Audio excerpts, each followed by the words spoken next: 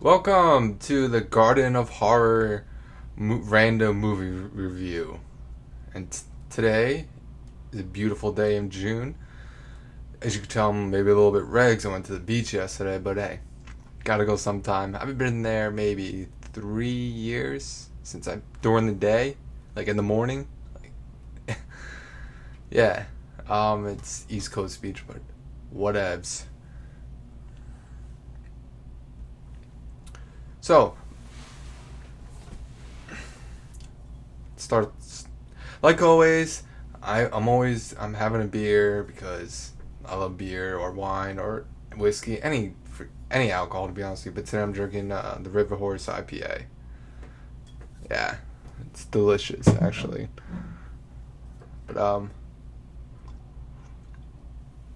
yeah. So today we are going to review Black Fawn's distribution film Horsehead. Yes, the art house film that apparently everybody's talking about, and it's great. They're actually numbered. Well, this one's from Canada, and it's like only limited. So I got the 92 out of 500, as you could tell, copy. The only reason I know about this film because of all the YouTubers or the community itself, and like I thank all of you guys for that because without you, I wouldn't be into horror films. It's amazing. So many nice people at the conventions. It's fantastic. But anyways, Horsehead was directed by this guy named Roman Bassett.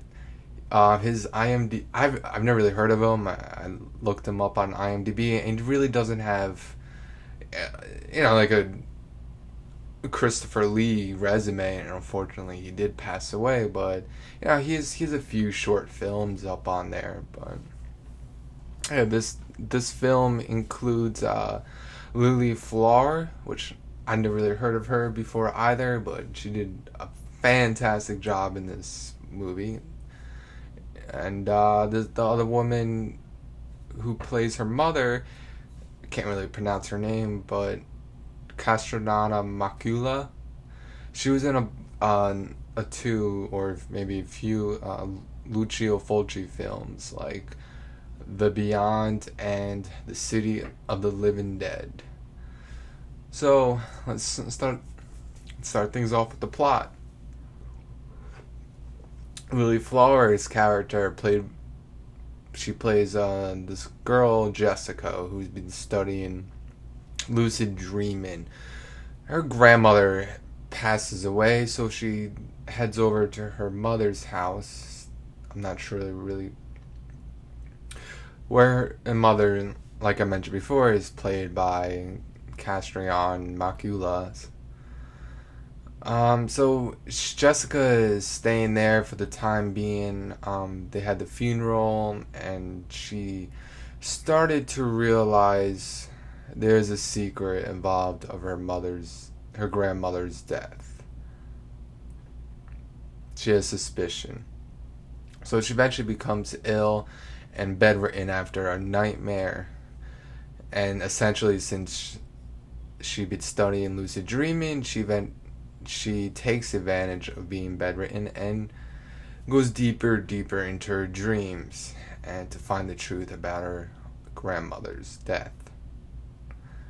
And that's where we are. Now, this movie is one of those you need to sit down and watch attentively. If you're looking for an easy ride, you really need to look the other way. This movie is a huge puzzle. Like, I have no idea. The first time I watched it, I kind of knew what was going on. The ending this movie, like, kind of blew. You just really have to watch attentively, to be honest with you. I watched it a few times, which means it's watchable. Like, it's good. I thoroughly enjoyed it. So Horsehead is heavily into the study of dreams. It's a little hard to explain since there's dreaming. That means a lot of symbolism, and there's a lot of going back and forth, from reality to the dreaming, which I don't want to really give that away. But the dreams just jump all over the place and then go deeper and deeper because that's what dreams are, right? So in another century, this film will probably maybe be compared to Dario Argento's work, or a bunch of like Italian films, maybe a few of them, but like the lighting in the film was what I really liked, and it was fantastic. It was good looking. Not maybe there's a few films like even like Evil Dead, they try to add the red filter for the hell of it. I mean, I thought that was funny, but in Horsehead it was a lot more serious, and it worked very well. Even the music was great. That's what, to me, that's what really makes horror movies, is the cue of the music, the right time, and also if you had the right score. And it's what I look forward to when it's just like extra loud compared to like everything else. It's great. You just hear that bass kick in. If you have a nice theater in your house, it's good. Like I mentioned before, this film is mostly in her dreams, and then it's a little bit in reality, but it goes back and forth so quickly. It becomes like repetitive a little bit. It's dreaming reality, and like you don't ever really find answers until the end of the film. So it's pretty much like maybe like a Sherlock Holmes a little bit. It's trying to go deeper and deeper, find the truth. And what helps her to go deeper in her sleep is, of course, ethanol, which she made it look like fun to do.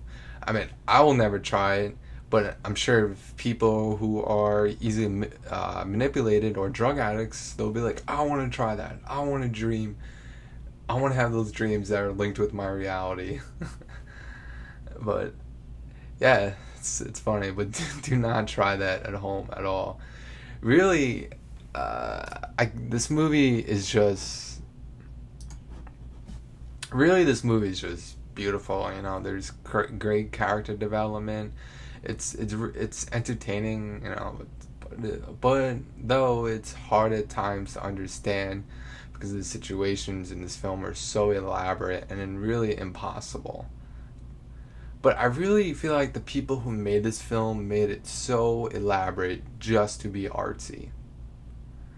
Kind of like the writers, when they recently admitted, maybe like a year ago, they admitted to when they were writing the show The Lost, they wrote it so elaborate where there is no answer.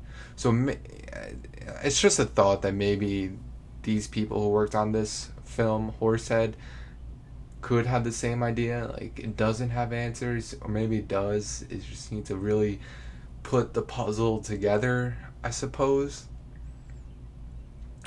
But like I said, this movie will probably be in my top 10 of 2015, just solely based on of how well it was shot, the camera work, the music, and the lighting.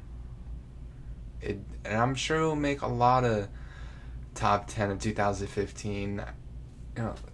2014, there was a lot of like independent horror movies that were like amazing, and I'm kind of having the vibe that 2015's independent films are still on the track of what 2014 left off, and that's amazing. That's great. Like, support your independent filmmakers. Like Hollywood could go do their own thing and have no one watch it. Good for them, because they don't have these great movies like Horsehead. Alright, so be sure to that was my review for Horsehead. I would probably give it an 8.5 out of 10, but I would recommend it, but gotta watch it attentively. You really gotta watch it. And yeah, be sure to look forward to the podcast Garden of Horror, which should be releasing next week. Sorry for the delay, but people, we have busy lives. But though the summer's here, so hopefully there's more free time tied up. So yeah, take care. Later on.